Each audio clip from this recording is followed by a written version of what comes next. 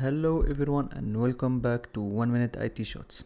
In today's video I'm gonna show you how to change the language in your Roblox account. So if you have Roblox installed in your MacBook and you didn't find how to change the language here into, I don't know, whatever you want, I'm here to help you. So the first step here to go into our Roblox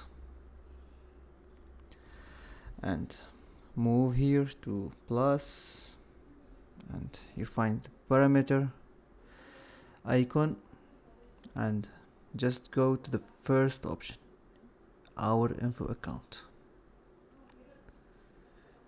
So here we have the language, and here in my account it's French, so we just have to switch it into English. Just click English, wait a few seconds, and here we have our Roblox account with English language.